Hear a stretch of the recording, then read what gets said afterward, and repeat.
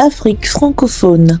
Les médias sous pression, informer devient un risque. Les lanceurs d'alerte prennent le pouvoir et remplacent les journalistes. Informer est-il devenu un acte dangereux en Afrique francophone? Dans plusieurs pays, la réponse ne fait plus débat. Entre pression politique, intimidation et autocensure, le journalisme évolue dans un environnement de plus en plus contraint.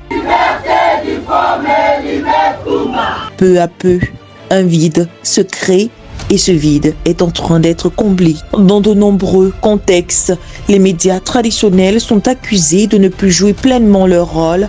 Par prudence, sous contrainte, certains sujets sensibles sont évités, édulcorés ou ignorés, ce qui entraîne une perte progressive de confiance du public. Informer reste possible, mais dire toute la vérité devient un risque. C'est dans ce contexte que des figures comme Zumento émergent et s'imposent. Sur les réseaux sociaux, ces acteurs publient des informations brutes, souvent accompagnées de vidéos, de témoignages ou de documents officiels. Leur contenu circule rapidement, touche un large public et crée un sentiment d'accès direct à la réalité. Leur force repose sur la rapidité, la proximité avec les populations et la protection des sources. Là où le journaliste vérifie avant de publier, le lanceur d'alerte publie pour alerter, quitte à susciter ensuite le débat. Au Cameroun, par exemple, plusieurs affaires récentes montrent que ce ne sont plus uniquement les enquêteurs journalistiques qui déclenchent des réactions,